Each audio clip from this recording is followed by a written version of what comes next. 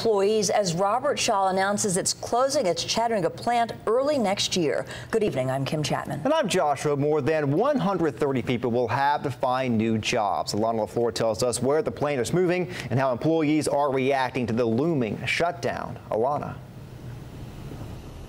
Josh, Kim, employees at this plant over here, they make heating and air conditioning equipment, but the work that's being done here is going to move to a plant in Texas and then to other facilities in Mexico. This comes after President Donald Trump said he wanted to keep jobs and manufacturing in the United States.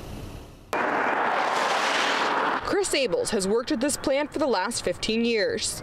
I was set to plan to be retired here, to finish off my career here, retire, and just live a life after that. But it seems like stuff has changed. With changes coming, Abels says he doesn't know yet what he'll do for work. And for him, the closure wasn't exactly a surprise. We had a feeling they were because they pulled our lab out of here earlier this year and pulled some of the engineers out.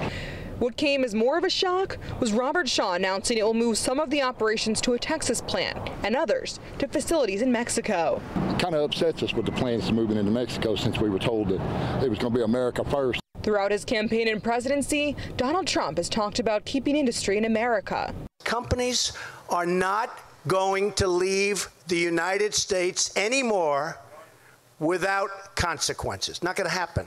In December, Carrier considered moving jobs to Mexico, but instead kept hundreds in Indiana. President Trump also spoke out about auto manufacturing in Detroit. But basically, we have to bring our jobs back. I mean, the real plan is we have to negotiate trade deals that are good deals, not bad deals. While President Trump speaks out about manufacturing jobs in the Midwest and the Rust Belt, this plant closing shows a different scene in the South. Robertshaw released a statement to us saying the decision was a tough one. The company says it had to be done to, quote, ensure future competitiveness and growth. For employees like Abels, it's his future he's worried about. That just kind of worries us there, that they just let families that have been here and want to retire from here, they just let it fade away.